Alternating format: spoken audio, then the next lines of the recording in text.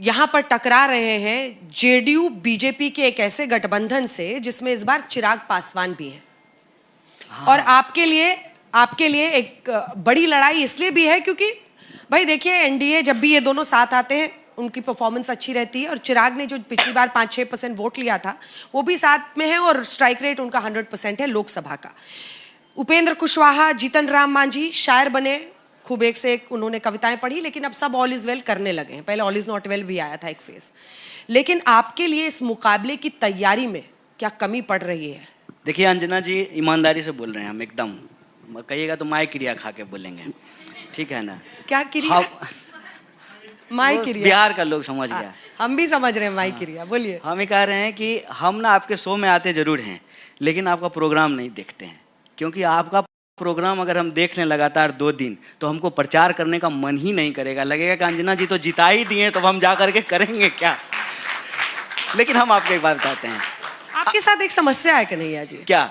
कि आपको ये लगता है ना कि आप दूसरे की लकीर मिटा के लंबी कर सकते हैं अपनी लकीर। ऐसा है क्या? उसके लिए आपको अपनी लकीर लंबी करनी होगी। मैं आपको कह रही हूँ करेंगे। अब मुझे जवाब दूसरे की लकीर मिटा के अगर कोई लंबा हो जाता ना, अच्छा सुनिए ना, बौना रह जाता है। अरे अब हमको जवाब बौना रह जाता है, इस बात को भूलिएगा मत। अरे हम पहले से जो है हमारा हाइट 5 फुट 5 इंच है, 6 इंच है, हम ज्यादा लंबे नहीं है। विषय पे आते हैं। देखिए राजनीति को ना जब इस तरीके से ना गणित बनाया जाता है, तो मैं ह्यूमैनिटीज का स्टूडेंट रहा हूँ, तो मेरे मन में एक सीधा सवाल आता है कि अगर पॉलिटिक्स मैथमेटिक्स है, पूरी दुनिया में पॉलिटिक्स को जो है ना मैथमेटिक्स के डिपार्टमेंट में पढ़ाना चाहिए, पॉलिटिक्स अलग से एक डिपार्टमेंट क्यों बनाया है? फिर मैं देखता हूँ कि आजकल कुछ ज़्यादा काबिल लोग हैं जो क्वांटम वांटम पढ़ लिए हैं, तो वो ना पॉलिटिक्स को केमिस्ट्री बना देते हैं। तो फिर मेरे मन में आता है कि पॉलिटिक्स अगर केमिस्ट्री है तो जो है फिर केमिस्ट्री के डिपार्टमेंट में पढ़ाना चाहिए, पॉलिटिक्स में क्यों पढ़ाया जाता है? पॉलिटिक्स में 2 जोड़ 2 4 नहीं होता है।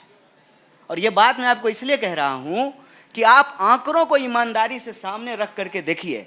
अगर आंकड़े सारे सच बता दें राजनीति के, तब तो फिर राजनीतिज्ञों की जरूरत ही नहीं है। मैं नाम नहीं ले रहा हूं, मेरे साथ ही अभी एक व्यक्ति बगल में आया है, एक पार्टी का सिंबल उसके हाथ में था और रो रो करके बेचारा कह रहा था कि भैया मन कर रहा है सुसाइड कर ले।